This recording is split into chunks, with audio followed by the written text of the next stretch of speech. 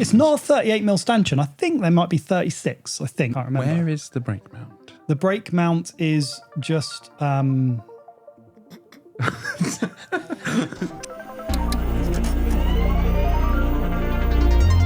Welcome to episode 8 of the Recharge podcast. We're your hosts. I'm Rob. I'm Doddy. I'm Adam. And I'm Will. So this week we've got a new face, and in fact our very first guest we've ever had in here. So thanks for coming along, mate. Welcome. Thanks for having me. It's good to be here. What have you been up to for the past, I don't know, people will be very familiar with you, but we've met a couple of times at some camps and stuff, and you got a different T-shirt on to what you've had before. So what have you been doing? Well, yeah, the T-shirt I think fits pretty good. I've kind of been wearing the T-shirt for about a decade, to be honest. Been riding their bikes a long time. I started with them in September, and since then I've travelled more, I think, in a compressed time than I think I ever have. So pretty much been spending a week per month down at the headquarters in Spain, so Elche, just outside Alicante. And for the last, since Christmas, I've been to Africa, I've been to Madrid twice, I've been to Alicante a few times, been to Germany, been to Austria, been to Ceuta, and I've just come back from Boulder as well. Mate, you've got a nice tan to you as well. There's a lot of stuff going on. A little bit of a glow. I got to say, Mondraker's head office in, where is it? Sorry, Alicante? Yeah, it looks, Elche, just outside, yeah. It looks incredible. It looks like a tech building. No, I haven't, but... You need to come. Yeah, it looks absolutely... Have you seen it? It's like a big when I white... first saw it, it looked quite clinical. Don't take that the wrong way. No, it's no. like white and everything. It's like white lab coats. It's like, what was it? Someone's idea of like... The Rafa mechanic was like a white shirt. It looked like that. Everything was so clean. Yeah. Well, to be honest, I thought exactly the same the first time I went there, because I'd been to the original building, which was just a warehouse. And you go into the new one, and yeah, it is. It's super clinical, polished concrete floors. Like, it's incredible. It's a work of art. It fits the brand. It fits the design of the bikes, because it's always been like quite organic, quite sharp, and like just, I don't know. They've always been the bikes that stand out, haven't they? 100%. That's why you've been wearing the flag for the past decade. Well, the other thing is it's actually a very small brand. So this is the key to it. It's a family brand. So it's independently owned. How many employees globally? Come on.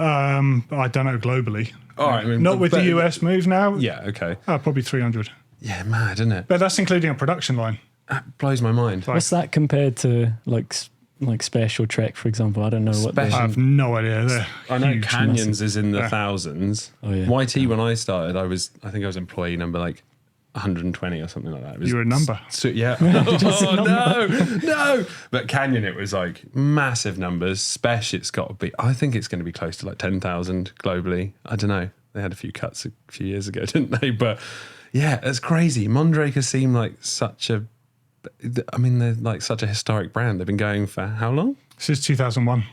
Really? Yeah, not that long. What? Seems way longer, doesn't it? Oh, Yeah. come Look at the on. building, man. I've just pulled up the head office. It looks like if Apple and Tesla joined forces and made a building, it would look something like that. It looks absolutely incredible. So the cool thing is, so what you can see here is basically offices, but under this concrete pad, that's the production line. There's 2 floors under there. Wow. And then underneath that's where the Thunderbirds, this rocket ship Pretty comes much, out. yeah. That's crazy looking. Yeah, think little it bushes come out and stuff.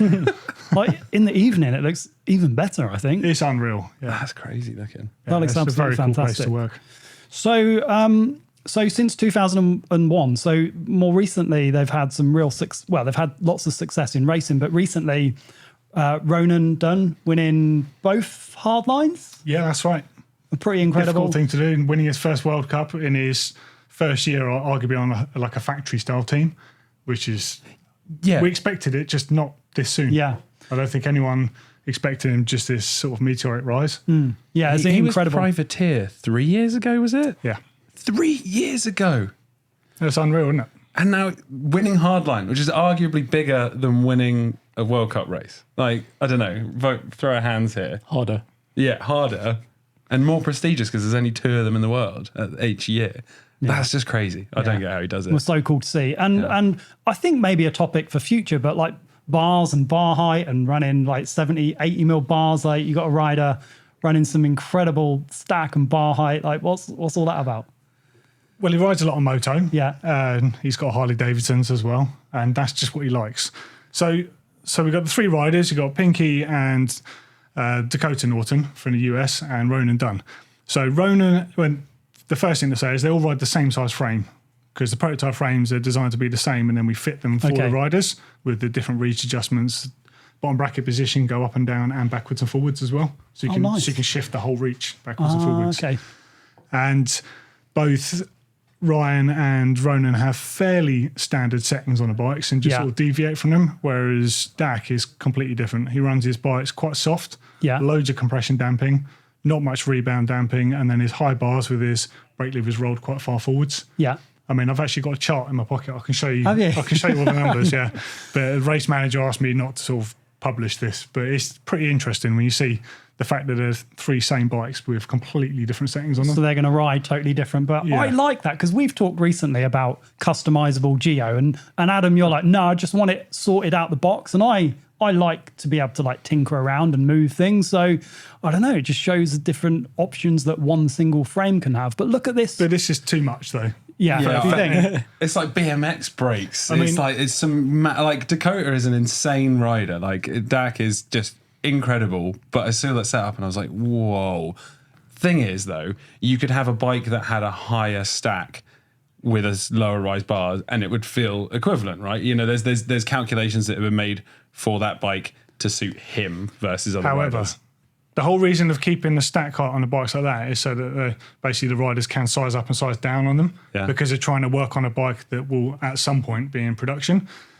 Now, if you were to have higher stack on that and then have a lower rise bar, all that's going to happen is he's going to hit his jaw guard on the stem with the way he rides, which is why he runs. That's why he runs the 80mm bar. His handlebar position is exactly the same as when he had the 50 on there. It's just the stem's lower. Yeah, look basically. how close he can get his chin to the bars. If I just pause, this is a vital video that people can go and watch, but look how close his chin gets to the bars. He can run. Someone's posted that underneath, but that's so interesting. And he's really dialed into to the point of being picky. Like I think, you know, in a good way. He like really understands the effects on the bike. And how to get the best out of it.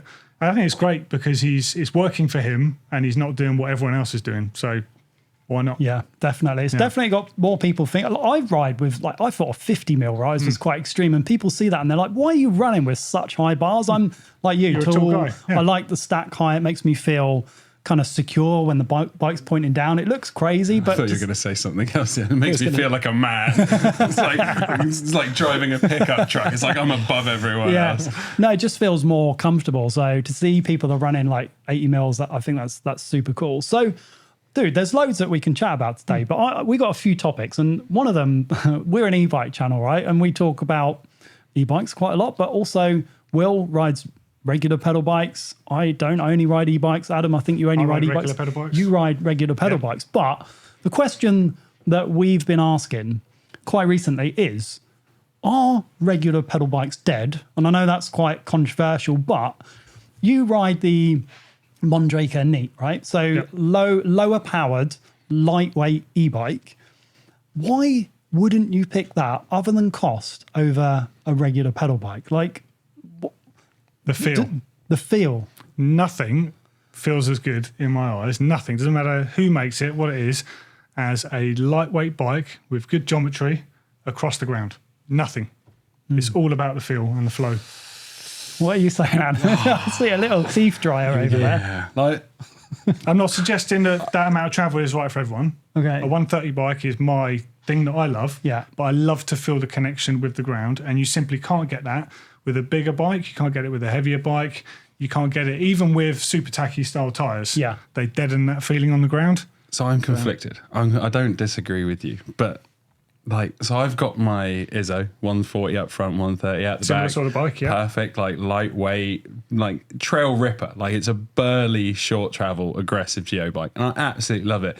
But it's sat there for 6 months. I haven't ridden it once, and it's because it doesn't have a motor. And I know that sounds terrible, and I'm 31. But is that because you're like feeling you can't be bothered, or is it ride feel? Ride feel, is it? And I think there's multiple things. It's just like can't be bothered. Yeah, that's no. I think so. When you've been given the best to go back to not being able to do as many laps or be able to go as fast or explore dirt, I think my ride vocabulary, my trails I ride are so e-bike focused now, where I'm just so used to don't worry about a climb, that I've kind of lost the way of riding a normal bike. That's what it is. I think for me personally, it's like I've just evolved into e-bikes because that's what I'm used to riding, and going for anything less is like, well, what's the point? What is the point? Because Interesting. I'm not able to do the same things I could do before. I had a Stumpy that I swore I would keep for ages, and I left it in my shed, and I rode it once in 6 months, and that's because my mates at the time didn't have an e-bike, and I forced myself to ride it. And when I was pedaling it, I kind of felt, yeah, it still feels good, but I don't know. After that, I never went back. But Will, you ride you own regular pedal bike. You ride lots of e-bikes. So, what's your take on it? I think I do understand what Adam's saying about once you've gone to an e-bike and you've got that amount of laps in, like it is hard to go back, and you sort of feel like you're not getting as much out of your ride, like when you're on a normal pedal bike.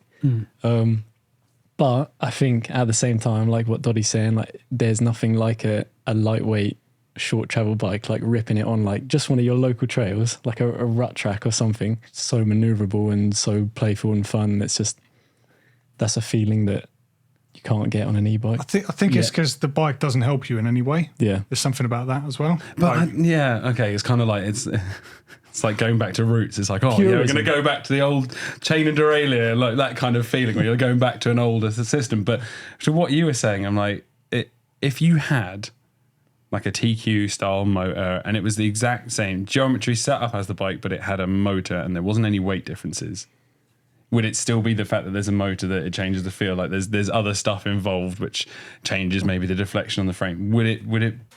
I think even there's always just going to be people that want to get out for their fitness as well, though, right? Like there's going to be people who, even if it's going to help them, they don't want that. They're like, it's like people that do triathlons and marathons and stuff, right? Like all they care about is them getting out and being able to do it on their own legs. Yeah. And I think that's why one of the reasons they'll never die, basically. There's nothing wrong with a bit of suffering.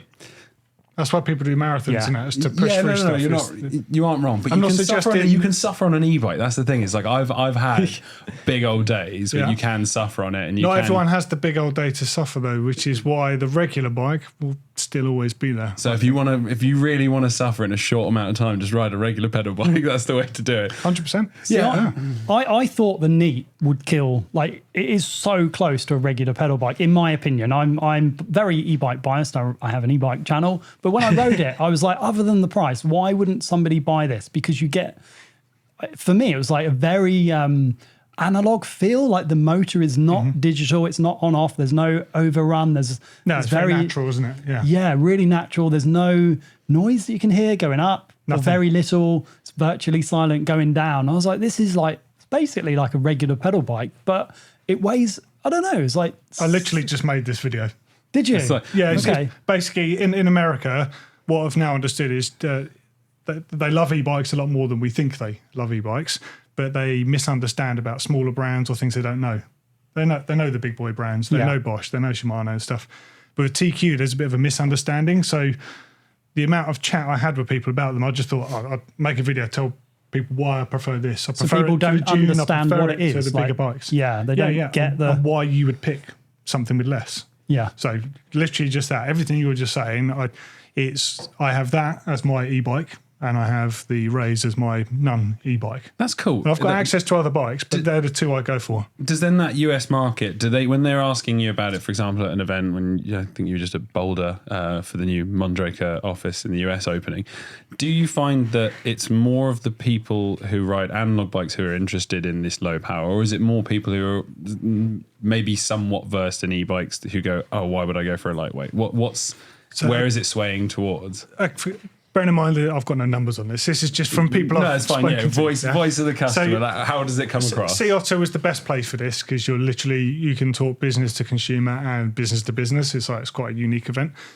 So full power bikes, they're accepted and understood amongst those that accept them in America. Which is a bit of a weird market with that stuff.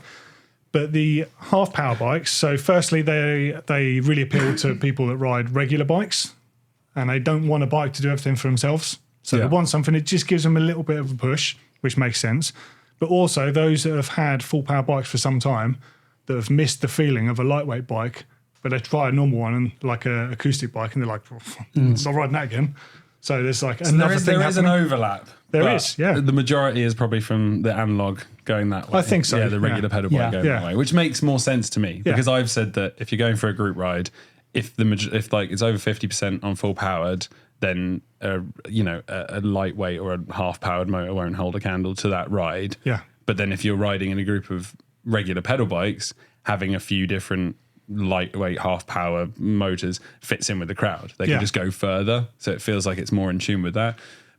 And that's exactly the reason why we're tuning it out. Why would you need a regular pedal bike when you can choose to ride the Neat, for Look at example? it. It here, doesn't even with look no like an motor e-bike power on. because It doesn't look like an e-bike, but then you're flagging on the way home. You've done a 90% of your ride with your mates, we and you're like, oh, forgetting- screw it, then I'll just put the power on. I think you're forgetting the supposed to be cost flagging on the way home, though. Yeah. I think, Will, you brought up an important point. Like this is your Neat is like a top of the range, full carbon, full Fox factory, carbon rims.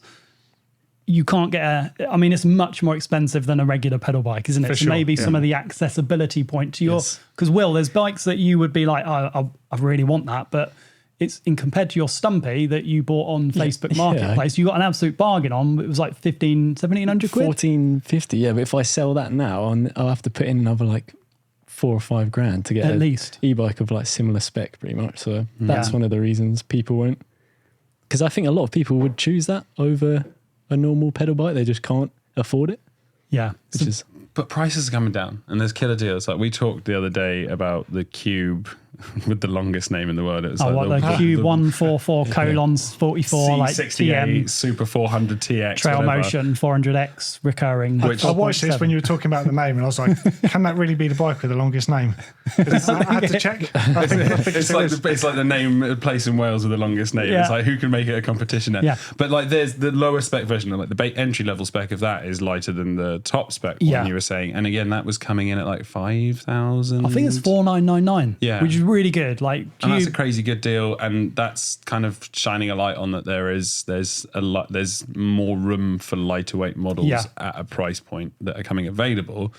And we look at it now. So to your point, if you look back now, the amount of new bikes that come with electronic derailleurs, like everything in some way is electronic or in the future, does it mean that you just get even less power to your choice with as bikes go on, and then an analog pedal like a super niche like race sport? Oh, you get cross country non-electric bikes, and you get downhill non-electric bikes, but everything else in between is e-bikes. The Recharged podcast is sponsored by The Electric Bike Shop, the e-bike specialists. They've been selling e-bikes since 2017 from their first store in Bristol. And since then, they've rapidly grown from that single shop to now 10 stores across the UK, with more planned for 2024. The Electric Bike Shop supply a host of major e-bike brands, plus a ton of parts and accessories in stock. The Electric Bike Shop are highly reviewed by real customers, and they've achieved an excellent status on Trustpilot.com with hundreds of reviews. They offer free UK delivery, highly competitive pricing with price matching. They take part in the Cycle to Work scheme, and they carry literally thousands of e-bikes in stock for quick delivery. They also offer test rides where you can get hands-on with the bike so you can try different sizes. There's really nothing like getting on a bike and trying out the size for real to make sure you get the right bike size for you. So check them out at theelectricbikeshop.co.uk, where you can see the range, or you can even book a test ride direct from their website at one of their 10 nationwide stores. Thanks again to the Electric Bike Shop for sponsoring the Recharged podcast. What about if you don't mind me asking the question around, I think on the press launch that we were on, Mondraker, we can delete this out if we're not allowed to Which share is it. for But the June. yeah, the June. I'm pretty sure somebody said we could stop selling regular pedal bikes and we'd still have a really successful business, and the demand is just on e-bikes. Like, the it's demand is escalating huge. massively. However, we've now moved into the US market, which has the potential to be huge for us because we've got to where we are without the US at all. Really? Which is- It's just not been any You've been able to get some bikes there, but it's never been tackled properly Okay. because of distribution and just a number of other problems as we're discovering. And I I can't think what the number is we sell. I'm probably not allowed to say. Yeah. But it's a very high percentage of what we make. Is Basically, e-bikes. Is e-bikes, Okay. yeah. It's a huge number. But the US market is really strong with analog bikes. Okay. Interesting. Yeah. Why? I wonder why is that though? Is it I think it's just the sheer size of the place. right? I don't think anything in particular, but they really understand the trail bike, as in Yeah. the light trail bike and cross-country bikes, which I wasn't expecting the cross-country thing. Yeah. I wonder if some of it's down to, because when I went to the US recently, there was still quite a lot of talk around you can't ride e-bikes here. Stigma. There Loads of was that, still, yeah. but there were signs saying no e-bikes, and there were signs even when it was raining. It was like don't rain. Can't you know, ride your bike. they're Yeah. very protective, and I think it's a good thing because the trails are really protected. But I wonder if some of that is I don't know, a bit of a blocker for e-bikes. Certainly there were lots of e-bikes, but there was way more regular pedal bikes out there compared to when we go to Surrey Hills or Forest of Dean. It's all e-bikes now, isn't it? I think, though, the UK is quite an advanced market, to be fair. Okay. Like, the UK consumers are pretty savvy. They understand bikes. They understand, on the large part, what they're getting. And that's only sort of prevalent when you go to other markets and you sort of see who's riding the bikes and what they know. Yeah. Like, UK generally is pretty full on. Okay. And you Mondrake, I'll say you, Mondrake do almost, I reckon you might have the biggest range of like regular pedal bike. Then you've got the lighter weight TQ based neat, and then Dune, like Yeah, a with the SX. mid-power Bosch SX enduro bike. Yep. And then full power Crafty and level. Yep. So you've got like the whole spectrum. And the of- Crusher. And the Crusher, yeah. Where do you see people kind of steering to? And is there more education on like these super lights versus the SX, or do more people just want all the power and biggest batteries? It's difficult to say. Depends on who the rider is. So the level was a bike that I think was never been maximised on. Big travel bike. like that. I it's really basically, like that basically a bike. downhill e-bike. You know, what you can do on the bike. And I think you will start to see more riders looking for bigger Look at that. travel e-bikes. Yes. I'm just having a pretty quick full look on. at the Mondrake website because it's Look at this. kind of oh, look at that. That is sick. But I was looking at the Mondrake website and there's like, you know, June was a name of a regular pedal bike. That's now, right, It's yeah. obviously been taken over by the e-bike side of things. So the regular pedal bike names and actual numbers are depleting in theory because you've Well, the got June's like, been missing since 2018, I think. yeah, it was like June XR. Yeah, it's and like it was- just an enduro race bike. But I mean, basically. it was pretty out there at the time. Yeah. But you've got Summon, Super Foxy, Raise, Podium, Chrono, and then you got the kids' bikes, and that's it. Whilst e-bikes, well, we got June, Level, Crafty, Neat, Crusher, Chaser, Dusk, Prime. Thunderer, and then you got Urban, Chaser, Prime, Thunder, Dusty. It's like so many, and it just seems like there's scaling up on e-bikes. It's a sign of the market, though, isn't it? I think like the market is heavily on the higher, mid to high end bikes. From what I hear from brands, they are representing a real big chunk of the bike sales. Like maybe people would have bought I don't know, what's the Santa Cruz, like a Bronson or something Yeah. like that, or a Yeti SB150, Yeah. or and now they're going for like the e-bike version of what it was. So interesting. But it's crazy to think because it's like as those scale up, I can't necessarily ask this question and actually get a real answer. Are we going to see more new analog bikes coming, regular pedal bikes coming from Mondraker in the next couple of years, or is it like just doubling down on the ones that already exist? You're going to see more of both. Okay, cool. Just more bikes in general. It's just what I like to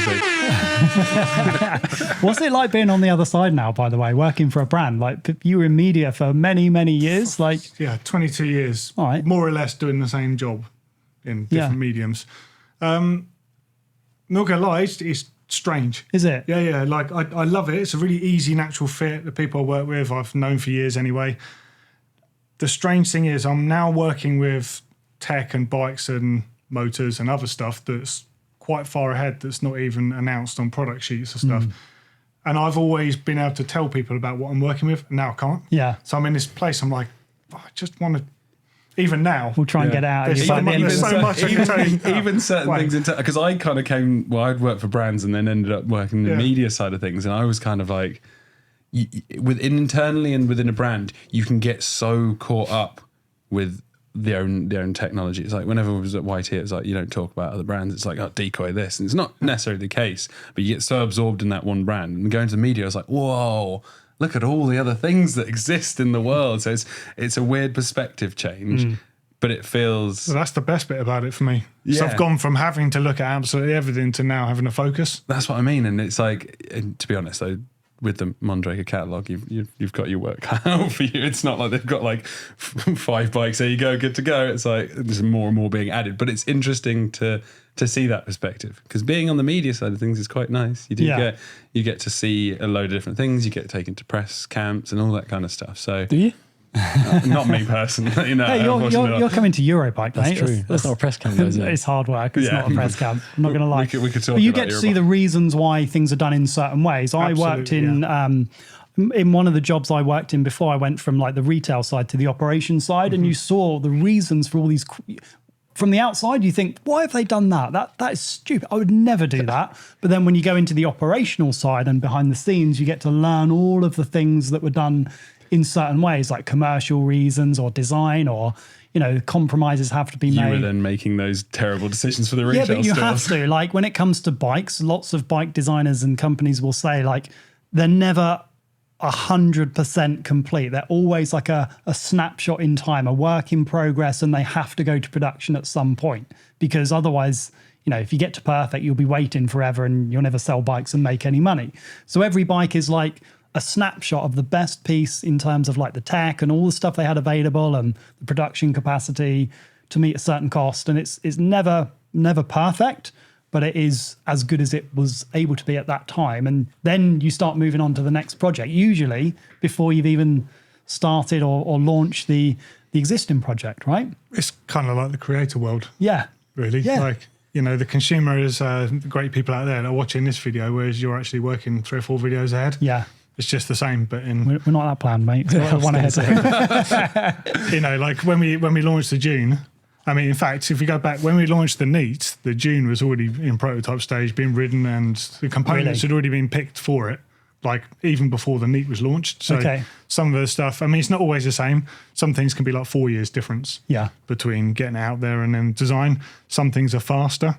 So there is something that you're going to see later in the year that's a quicker developed bike that is unexpected, and I think is especially cool for us. And I'd love to say more about it. It's going to be an electric motorbike. Yeah. Do you know what? I think what I can I'd like say to have for a go. sure, though, is the battle is going to be between the lightweight motor systems and the weight of the full power systems coming down by choosing smaller batteries.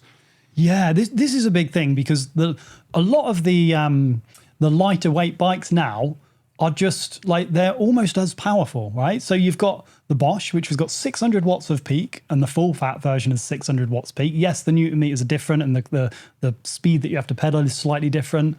But I wonder if in the future it's just going to be a motor that can put out up to 90 or 85, and the component spec is going to be lighter. So you maybe have a 400 battery or a 600 battery or a box 36 instead of a 38, and it'll be less about the power of the motor, but more about the overall build of the bike. Weirdly, I think that a part of that equation has to be the size of the motor. Like, even if you can bring if you can bring down the power, the weight of a motor, I still think it has to look smaller and in keeping for it to be fitting with a lighter weight or a slimmer profile bike. So I think that's a part of it. And I'd say, like, currently we've got the Shimano EPA RS that's for the Orbea, still full size, full power, but they've made it work. But I think the argument is, if that was smaller and more sleek, then that would really lend itself to kind of filling that category.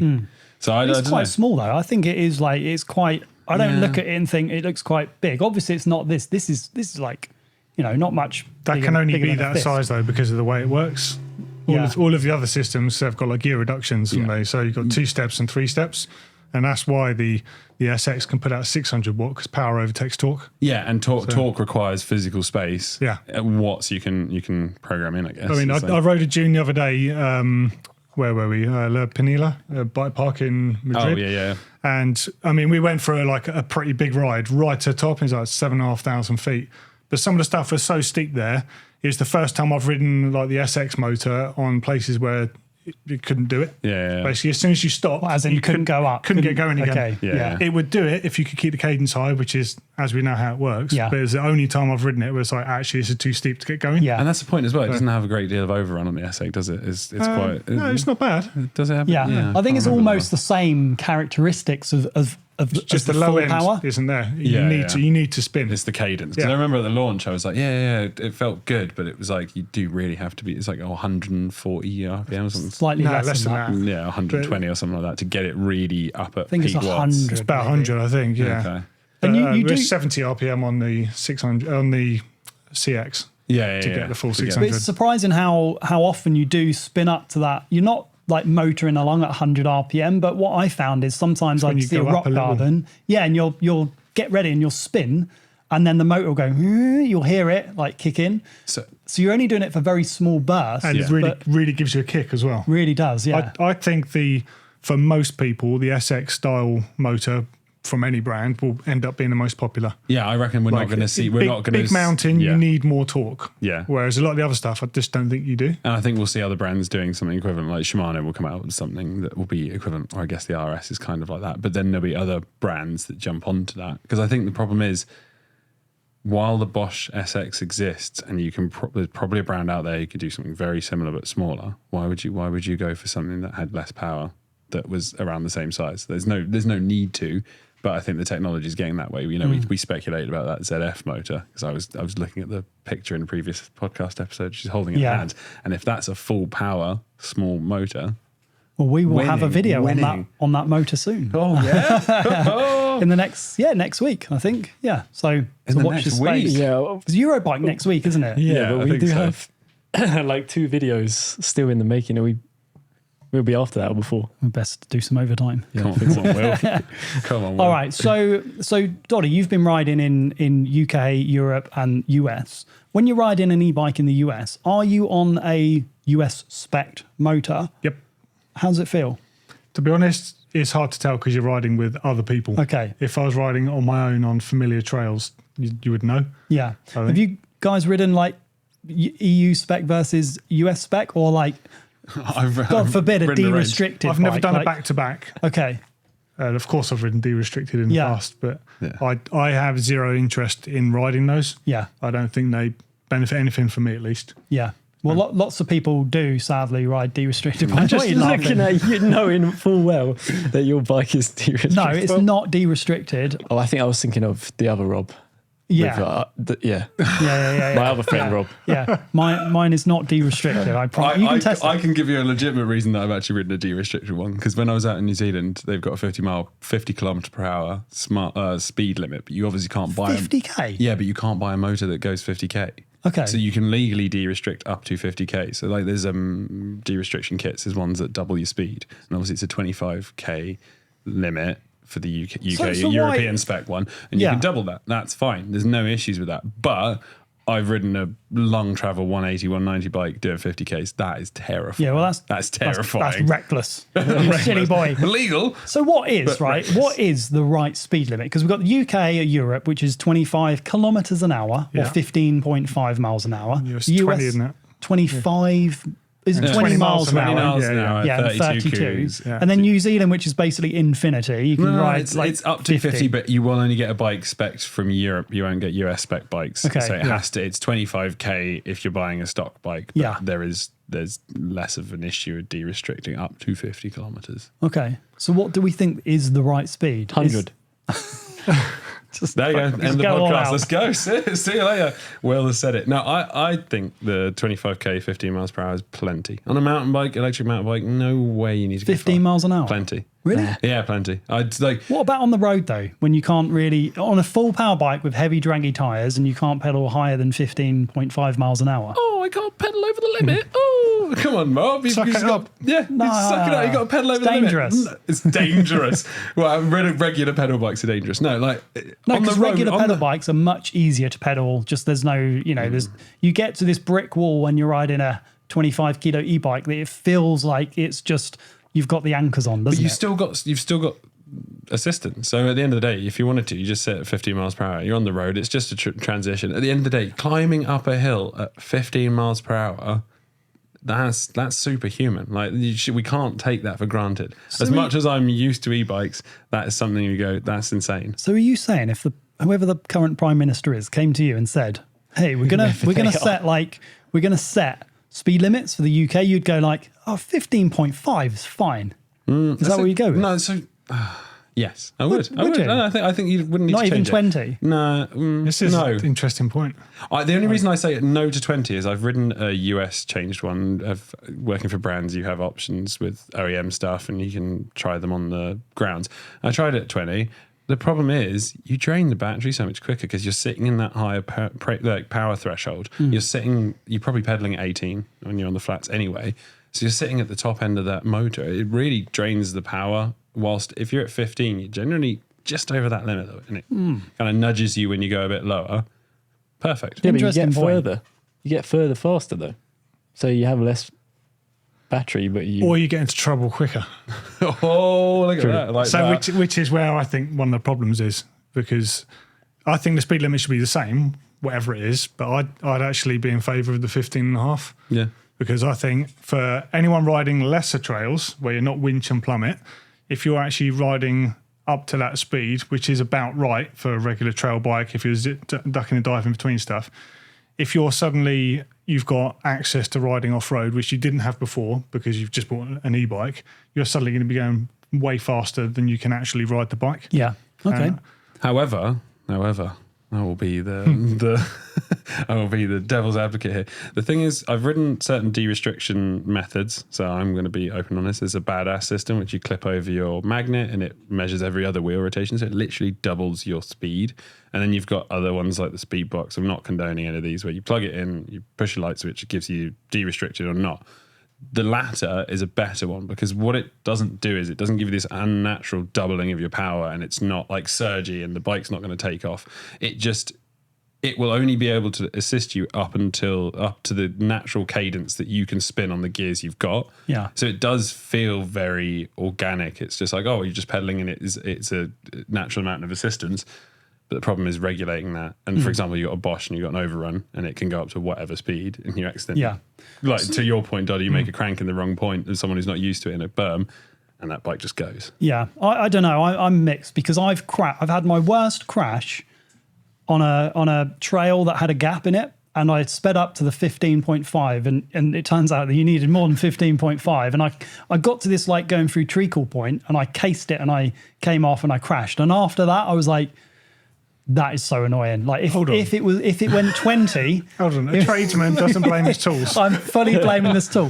If I was doing 20, and it cut off at 20, I'd have sailed over, carried on riding. Complain Instead, to the trail I builder. was talking, This is not a UK built jump. I was This is talking like a US. Wookiee and asking John the same question for the next 25 minutes. Like, if it was 20 miles an hour, I would have sailed over and I would have lived happily ever after. So you're not a no limit. You're a 20. I'm a 20 for sure.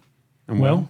I don't know. It's too much to think about. Because now I'm thinking about all the electric scooter rules in the UK, and I'm thinking, Are they all banned?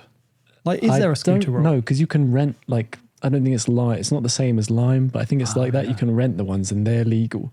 But they're so dangerous and no one wears helmets and stuff with them. Yeah. And I'm thinking, if you have like a similar thing to that where there's people riding, like the delivery guys and that riding e-bikes like 25 mile an hour on the roads, no helmet, like I do think that's a bad idea. So maybe it's good that we stick But the scooters, I think But they're the delivery guys 15.5. never ride real e-bikes. That's true. do Now they? they've got like the Suron type. Yeah, or they've got the Mickey Mouse ones you get off AliExpress. Oh, yeah. I've Yeah, seen them. I'd like to They're see just completely unlimited, just with a twist throttle. I think it'd be good to see one of those delivery driver races. Like you just get all of their homebrew bikes with their strapped on batteries and just See watch which one. Watch Well, the it used to be explosion a at the World end of it. Championships. the delivery world champ. Yeah. No, it's not just delivery. You got one with Uber Eats, one Yeah. with delivery, all the different delivery platforms with the different coloured bags, and they go off at the start. No, but I think like the speed limit thing in terms of safety is where it's all at, because it only takes one not so good a person to crash into someone on a de-restricted bike, and then that can write off the whole. I mean, now it's so far down the line, but it wouldn't destroy the whole e-bike industry. But it could really, really put a spanner in the works. So there's different brands have different approaches to it. Like Bosch are really good. They've got a 3-stroke system where so their batteries have got like a black box on it, basically, that measures the real speed you're going. So if you're de-restricted, it goes, puts it into limp mode, go to a shot, undo it. You can do that 3 times, and the 3rd time it basically bricks your motor. I think there should be a restriction. I don't think it should be unlimited. And it's interesting you know all these facts, by the way.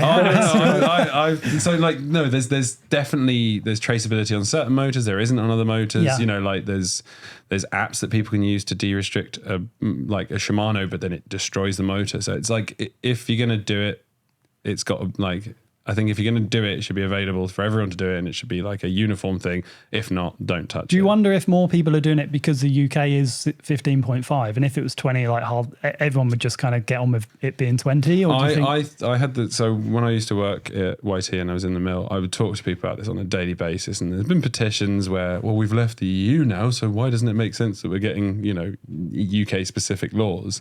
Because that's just that's something that's followed over from that's carried over from the EU.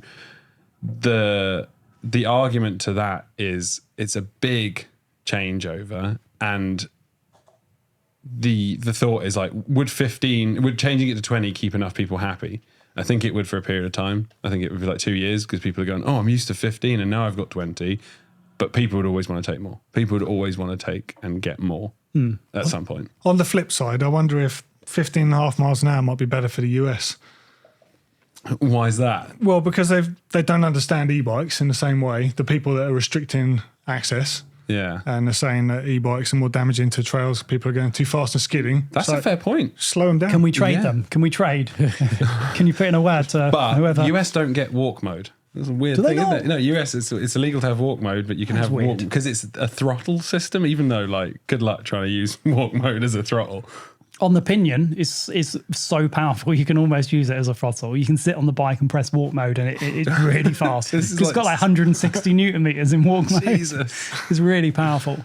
Really powerful. This is why you want one, Will, isn't it? It's a Sauron. It's just a Sauron and sheep's clothing. Yeah, I'm not the guy that's on his 3rd strike from Bosch. So. I'm not. Whoa. Me and Bosch are good. Adam, you seem to know a lot about de-restricting devices. I'm really red in the face right now. It's getting really hot in here. To be fair, it is like probably about 28 degrees. It's one of the hottest days of the year. 38 with me right now. Oh, man. Yeah, we're good. So what else have we got? Dream spec choices. So we've seen lots of different tech come out this year. Loads of the big brands have released their flagship models. We've had Fox release the X2 damper and pretty much all of their entire range. RockShox, just in the last couple of weeks, have brought out their new Charger 3.1 damper. So lots of other suspension on the market as well, not just those, but they're the big brands. So we were wondering, like, if you were choosing dream spec, you've got your frame sorted, like, Will, you've got your Atherton AM 170 or whatever it was. Yeah. Like, if we're going to spec it up with some dream stuff, what would you be looking at? Like suspension, brakes, tires, wheels? I already know my brakes. Okay. I'm going to get some SRAM Mavens on there. Your boys. Your boy. Give you that. I mean, I haven't used, I've felt them. I haven't ridden them, but everyone seems to say good things. You have them. Have you tried them, Doddy? Yeah, I've got them. They seem like they're the brake I want. Like, they just feel so like bomb-proof and powerful. Yeah. Yeah. And I think that's what you need if you want like a hard hitting bike that can do everything. So that'll be my brakes. And I like the new Vivid Air from RockShox. I think that looks sick. Just You've got something to say about that? About my choice of the Vivid Air? my lips are sealed. Don't worry, you carry on. I think I'd be one of those weird people that does like the Nike shoes and Adidas socks, and I'd put a Fox fork on the front. I'd do like a Fox 38, maybe that new gold one, the special edition one. Those are nice. You're making me feel icky. I don't like it. I think that looks amazing. Yeah. No, Vivid and a box. Well, you go then. What are you choosing? Carry on. That Drive chain tyres. Drivetrain. Ooh. What are we doing about budget here? Is this No budget, unlimited. Budget. I'm Richard Branson guy. Yes. Okay. He's not doing so well. You're Elon Musk. Oh, Elon Musk. Probably AXS, T-Type AXS mech. No, Pinion. Yeah, there you go. Pinion motor in there. Pinion MGU No chain. E112. Yep. No chain. And then no worries. Tyres? Oh, we're going deep, aren't we? Tyres, maybe some Assegai front and back. Yeah, okay. Probably. Yeah. Big grip guy. Cool. Oh, sweet. Yeah, me done now. You go.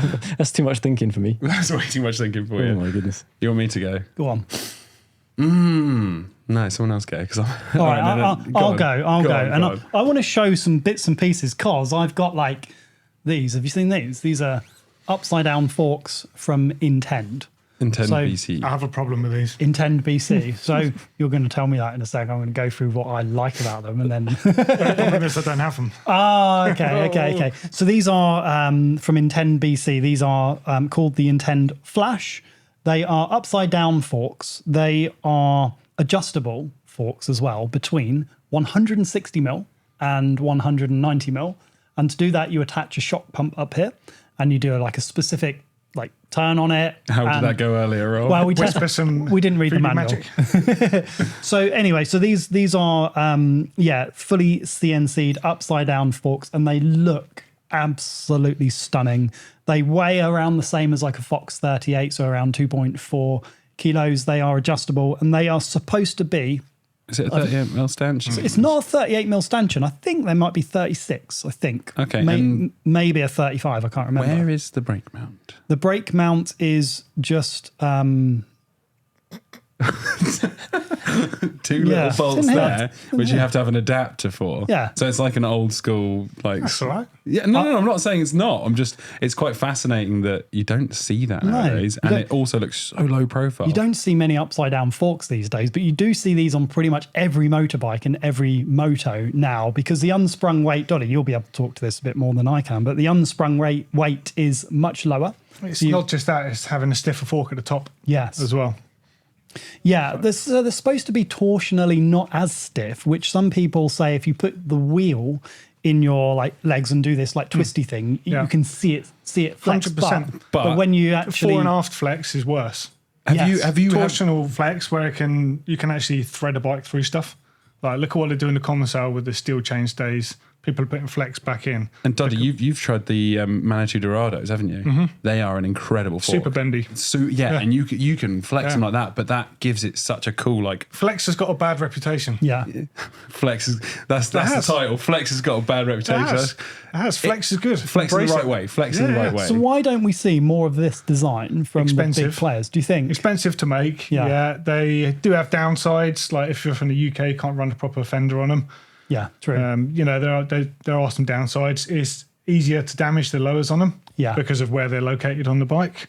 Otherwise, having big sort of protectors, which can look cumbersome and take away from them. Yeah. I think they're more difficult to make as consistently as well. Okay. And if you look at manufacturing terms, look at the different components these are made from. If you look at a fork, the lower's just cast. Yeah. Single piece, bang, bang, bang, bang. Yeah, Easy so to producing volume much easier. I mean, I think these look incredible. I've ridden the Shivers, I've ridden the Dorado, single crowns, dual crowns. Shivers are some of the best forks Yeah. ever. It's like a litre of oil in each stanchion. I mean, they were the bendiest of all time as well. yeah, but they They did feel really good. Yeah. I love inverted forks. So these are going to go on my Nikolai that I've ordered and is coming mid-July. And check out the shock. Yeah, the hover shock. Hover. Yeah. Just I'm looks not like ridden it's that. missing. No. I'm keen to ride one of those. So it's a dream spec. I mean, what I like is it's a bit out there, isn't it? It's a bit more from Does Cornelius watch this show? I hope so. Hi, Cornelius. How you doing? We haven't spoken for a while. I'll send him this. But yeah, they supplied these to go on that bill, which I'm massively thankful for. It's like it's got its own even like the Kashima coated or their equivalent of Kashima coating on the axle as well. Yeah, look at that. It's bling for bling's sake. But it also feels like a really apt fork for the Nikolai. Yeah. Because they're kind of boutiquey. It's that it's that aluminium, like we're gonna go metal on metal. That's the CNC kind of look. So that's your dream. That's dream spec Well, then. dream. You're not going to put a Maven on those, so are you going to put trick stuff on those? No, surely? I tried to get. Thank you. I said this earlier. You can't be putting some SRAM on. No, I tried to get the Intend Trinity brakes. Yeah. So Cornelius worked for Trick Stuff. He left Trick Stuff and started Intend. So he, as far as I know, he helped or was one of the engineers on the Trick Stuff brakes. They're so limited. There's none available. They release them in batches of like 50 and they sell out in 3 or 4 minutes. So they're basically like unobtainium at the moment. So I don't know. If I could, I'd try those Trick Stuff, the Intend Trinity brakes. But I really like the Hayes Dominion brakes. Like they're phenomenal. The power, so good. Yeah, super light lever action as well. The lightest lever action, I think. And I think Will feels a bit hard done by. He's like, I've been done over. I want the Mavens, and everyone's just left you with the Mavens. Well, I love the Mavens. Mavens are good. I've got 2 pairs. The Hayes look great. The slimmer profile. You sharing? You got 2 pairs. One each, yeah?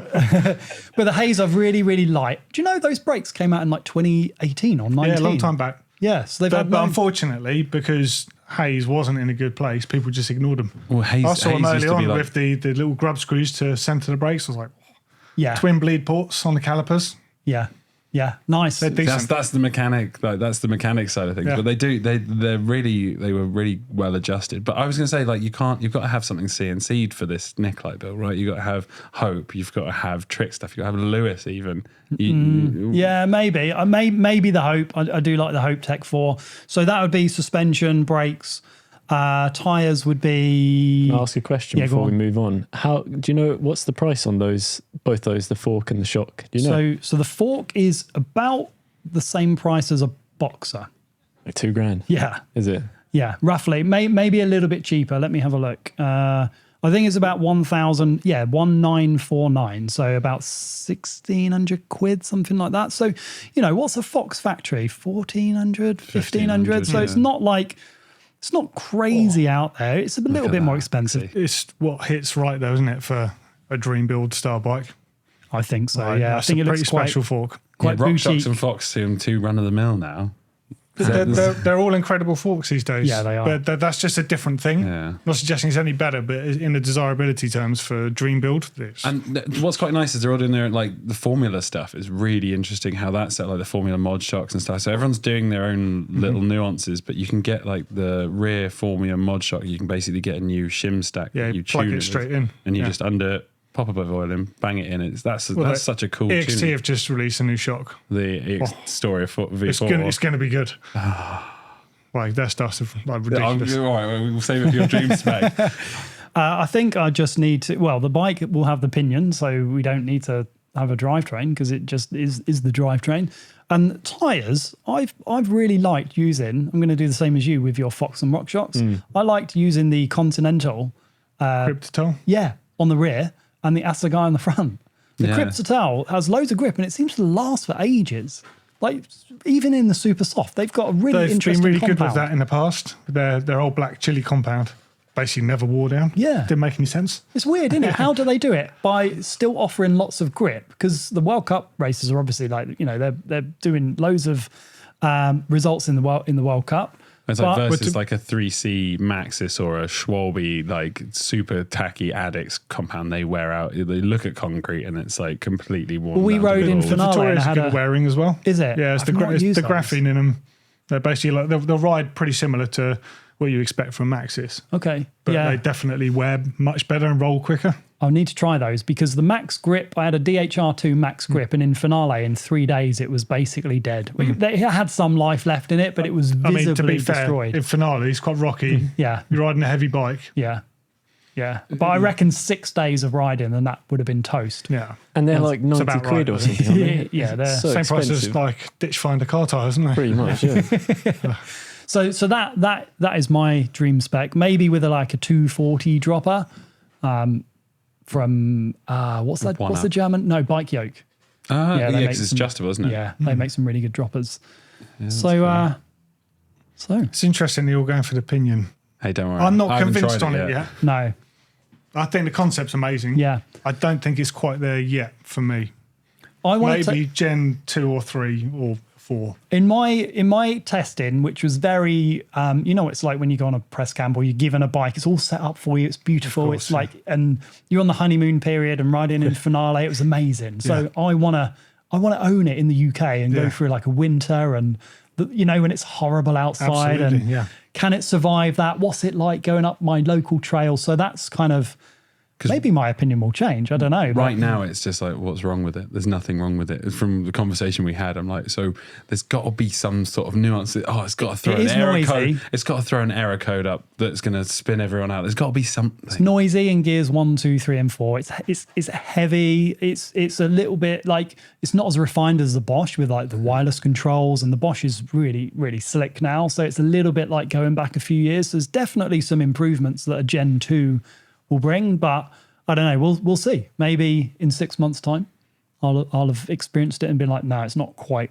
ready for prime time. It's going to be an interesting build for sure. Yeah, I'm excited for it. I'm excited for it now that you keep on bringing more and more spec out. I'm like, whoa, look at those! Yeah. So Doddy, so what would your dream spec be?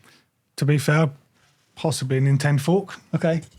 Like That's an opinion that's changed just now. No, I've followed Cornelius' stuff for like a few years, and I've spent like 10 minutes on a fork.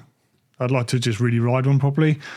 Trick stuff brakes are phenomenal, but only if you have them on all your bikes. Okay. Otherwise, they're useless to me. Does it ruin other brakes, you mean? Well, it's kind of like the Maven. They're so powerful that it takes you a while to get used to them. Okay. There you go. Like, For that a lot of people who might have tried the Maven, or you guys who have, I've never tried a trick stuff. How does it? Similar, lighter lever action, maybe a bit more modulation. Wow. Like the Maven's quite woody, but I really like that in a brake. Yeah, you're more of a Shimano fan classically, I guess. In that, and the haze is quite like that as well. Yeah, I mean, the Maven's excellent. Like, I don't have any issues. A lot of people were grumbling about, it's got more lever force. But I didn't have any But they're issue. like 20 times more powerful, so yeah, you just don't pull it as and hard. it's the characteristics of mineral versus dart as well. There's loads of other things. I didn't like a notice code. anything. I When like a somebody code. said that, I didn't even think about like that additional force. Yeah. And I think Dale Stone did a really good video actually, where he weighed, he put like weights on it and weighed it. But I didn't even think about that being extra lever force. I just felt them phenomenally powerful. I guess it depends on how you run your levers as well. Yeah. I like a lot of lever throw, so my levers sit like under sort of my knuckle a bit. Yeah. So the lever's already half pulled where I like them. If you run yours really tight, for example, you're just using the edge of your fingers, arguably you could use more finger strain. But yeah, I mean, trick stuff, like phenomenal. Like if you only had one bike, trick stuff. But otherwise, I'd be scared to run them because it just makes it difficult going between other bikes. What about drivetrain? So you're thinking you're not quite 100% convinced on like something like Pinion? Definitely not at the moment. Open to it for the future for sure, because I've ridden older bikes with gearboxes, like pre-e-bikes. I've ridden the Gates belt drive. Love the concept. Too much friction, like too many negatives to convince me, despite of how good they actually are. Unfortunately, you can't beat the chain at the moment. As annoying as that is the system with the least friction. It's the system that's easiest to fix. Yeah. So I I like a bike that's easy to fix and work on, not something that's like an all-in-one unit that you've got to, it's broken, I've got to send it back. Yeah, that's the thing. That's what puts me off. It's going to be Tesla robots and Pinion gearboxes. Mechanics aren't going to have jobs anymore, Rob, if we keep going down this route. I was saying I need to earn a keep here. You need to go on a Pinion like crash course on how to repair them. You change the oil, apparently. That's it. It's supposed to be quick as well. So what drivetrain would you go for? So SRAM? Close my eyes. Okay. XTR, mechanical, or SRAM, wireless. Yeah. I don't mind. I love them both. Do you know, I rode the XT drivetrain for the first time in a while because all the top end bikes come in with T-type at the moment, it seems. Yeah, pretty much. But it's so ergonomic, the XT. You forget the lever's how amazing. So nice, isn't it? And like they being shift able to quick shift as well. Ding, ding, ding. Yeah. So I realised how easy it is to change with the index finger. And I think like sometimes on the T-type, you have to Gotta adjust. move your thumb. Yeah, especially coming out of a corner. And it seems very small, but it's one extra thing to think about where when I was riding the XT, you just like bam, bam, bam. And it's, although it's cable, I didn't feel held back in any way. The more time I spend on electronic derailleurs, the less I want one. Really? Sounds terrible. I was like all sold on them. When they work. But as you've described, with just a little deflection, a little ping on the cage on a T-type, you're struggling there. Yeah. You can lend me a Canevo to ride for a bit, and oh my god, I had to do some open heart surgery the other day to stop it from pinging about, and I bent teeth on I squared off. I completely right angle bent some teeth on the cassette trying to tap back with a hammer and a punch, but it's only through those electronic data you can't feel the shift. It just goes ping bang and it twists, and if something is out of a line, your mech hanger's bent mid-ride, without knowing it's there or being able to quickly adjust it, you can see yourself into a bad situation, but you can feel a shift. On a cable derailleur, you can feel, something don't feel right, let me stop, get that. With electronics, like, zip, oh no, it's too late, derailleurs and spokes, whatever. So as time goes on, as electronic derailleurs start to wear, I trust them less and less. So mechanical all day long. So have you done your dream spec yet? No, I haven't. Okay. Have you finished on your dream spec? What about, ironically, the only mechanical transmission I have is on an acoustic bike. okay. Everything else I have. It'd have a reverb access post on there. Yeah. It's the only thing I'm interested in riding. Really? I thought the drop would be not enough for you. Don't mind that. Really? Or was it 170? 180, yeah. The 170. You're To right. be fair, yeah. having a wireless drop and post makes the biggest It's difference. the wireless. It's how fast I can micro adjust it. Yeah. Not Because even I that, it's always move around on it. installation. You don't have a cable you've got to route internally through the frame. It's just like, whoop, there you go. Whoop, You can there also go. have one post for all your bikes. Yeah, If exactly. you really wanted to. Why is no one else? I swear, there was another brand making wireless Magura. posts. Magura. Yeah. Why? is It's that good, not- but I haven't ridden it. I've used it just on a stand, and I just don't think it's as fast in Yeah. operation. There's another one just come Whatever the out. proprietary signal is that SRAM use, is lightning fast and Yeah. really stable. There's I a think that's KS dropper as well Yeah. now. A KS, I think it's 200, but Yeah. I love the Axis. As soon as they bring out a 210, I'll be like all over that. And yeah, I would probably just have one and put it in all the different bikes. I find for 170, I just can't get it. It's just not long. Hurts my knees if I run the dropper too low. Because I like it out the way, I find that it hurts my knees even on an e-bike. When the next day I've got loads of knee pain. You're particular about your seat tube length, though, aren't you? Yeah, you really want it's to get my out of the body way. shape, man. I've Yeah. got like a short legs and long torso, so I find if I can't get the seat post down out the way, it just gets in the way all the time. So it's just personal preference, and I'm quite particular to it. But the tech on it is incredible. Yeah. Tires? Not sure, to be honest. I've ridden everything, but I don't think anything has a sort of a lasting. There's nothing out there that's like dreamy with tires. Right, It's a tire, isn't it? The reason Rob's asking so much is because he's a tire whiz. You love a I good like tire. to try them all, but I wouldn't say like it's not like the N10 fork. It's CNC machined. It's upside down. There's something unique and different about it. A tire's kind of there's a rubber compound and a construction. I thought that until I went to the Vittoria factory. Okay. They're the most tech tires, Yeah. like by far. On an acoustic bike, Vittoria Mazda, 100%. No issues with those. At the moment, all our bikes come with Maxxis on, so I just use what's on them. Yeah. Yeah. So I don't really have too many issues with the tyres. You can't go wrong with a Maxxis DHR2 and that's a guy. Well, even the new EXO Plus, which gets a bad rep because people think it's the old one, is actually pretty good. Yeah. The 60 TPI over the 120, which is still out there and people are still selling. But yeah, I think it's all right. Nice. Don't All know. right. Well, maybe we can hit up Cornelius for some Intend and you can do Dream Build. Sorry, I keep missing the dream. I keep Oh, missing yeah, the dream yeah, thing yeah, Missed yeah. it entirely. every time. I would have one of the 5-dev titanium stems with a 2-bolt and the clamp that wraps. Yeah. Oh, that's nice. That's the thing of beauty, that is. Have you got an Nintendo version of that? I have You do? actually. Yeah, there is one in the. It's not. It looks a bit different, but it's only a 2-bolt, and I'm intrigued to how big a bar rise you can get in there because it's limited. You've got 'cause to you have slide it through, haven't you? Yeah. That's the point. Yeah.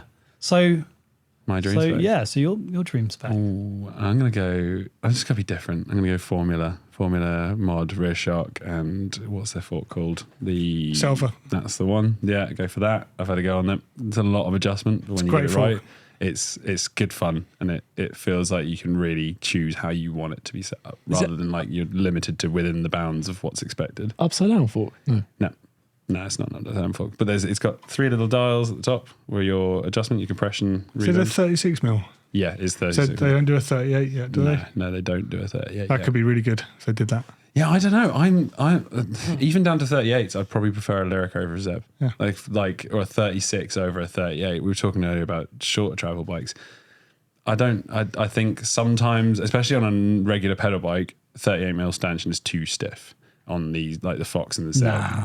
Nah, like a nice little like it's like that pinging flex. It's that deflection. It's feeling the trail more so under your bike, especially when you're braking. You can feel it. And He's like, nah, stuff. no, exactly. They feel we've too talked pingy. about this. You want 200 mil travel. One of the best No, I've riding. changed my mind now. Right, one of the best riding bikes I ever had was an ancient Common Sail Meta 5. It also had a bottom bracket. I can't remember what the height was, but it was so low. It was like, is this a mistake? Just dragging on the floor. Right, and Guy Kesteven, when he reviewed the bike, said the steering was like driving a rear wheel steer forklift truck for a wet warehouse the day after the works party. Yeah. But honestly, through rough stuff, it was phenomenal. Yeah. The grip you could get. Yeah. It was unbelievable. And I guess that's where they're going now. Yeah. Just chasing that. Yeah. I think that's better set up. All right, brakes wise, those Hazen Dominions are great, but I think a set of Code Ultimates. To be honest, my dream brakes are from 2013, and I have them on my Izzo. Avid Juicy. Avid Exo Trails 4 pots, and the Avid World Cup codes from back in the day. They're the ones with the carbon levers. Carbon levers, and they had the little. Yeah, but would they still stand up now? Like, I don't care. Like, they don't feel as punchy, but I like the feel of them. I'm used to them. There's niggles. They're not the best brake in the world, but I just absolutely I love remember them. those. They I look love cool as well, don't they? Yeah, and fully chromed. Yeah, I do like them. I like them.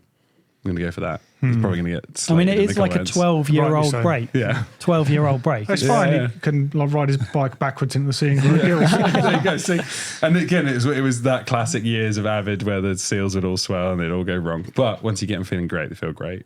We've got a few pairs of those, actually. Yeah, probably in the bin, right?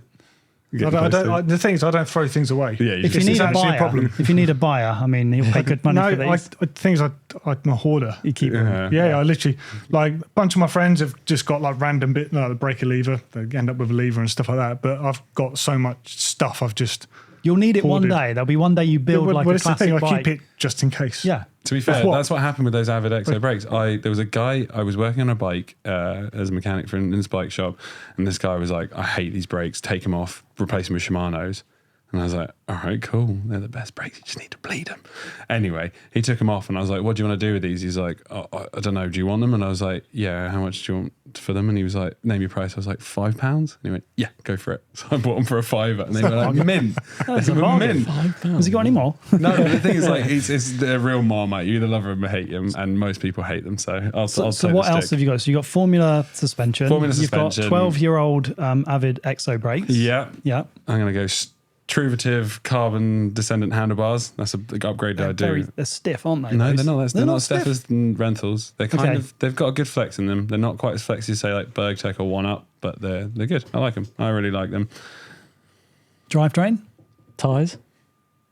Tires. I'm just gonna go Ascot front and rear. Same. Ascot front and rear is a solid combo. Actually, let's go Ascot on the front, and in the summer I really like an aggressor on the rear just to be different.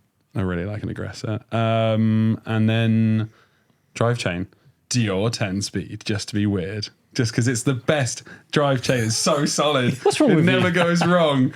It never goes wrong. It's a good Donnie's going drive to agree, but begrudgingly. But hold on, this is dream Yeah, bike. no, I'm This joking. stupid- I'm this is joking. not like- No. I'm gonna go like 12 Some people speed. aspire to stay little. No, I'm gonna go mechanical 12 speed XT. Like I don't care that much. dream, like you're Yeah, not I'm even not, I XTR. don't want electric. bro. No, That works. There's no issues with that. XTR is a bit more finickety. I'm used to the feel of XT. So Okay. for me, it's drive chain. I just don't want to have to think about it. I just want to push a button and be gun, and it does what it does, and it feels great with XT. It works, and I can't complain. Okay, interesting. Weird spec, really. You're just giving me that dead cold stare.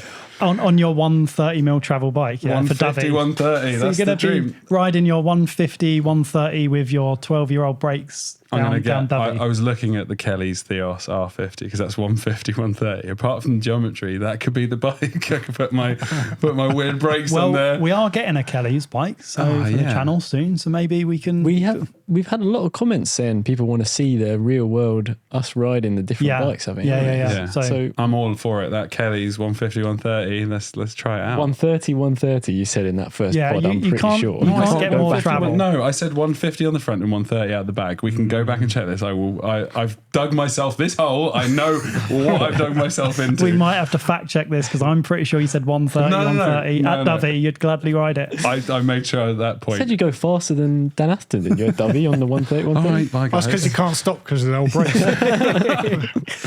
Oh, wicked. Well, look, on that note, thanks very much, Doddy, for coming in. It's amazing to see you, mate. And thanks for you guys for chatting e-bikes and all that good stuff. Yeah, so subscribe for more e-bike content and we will catch you soon. Bye. See you.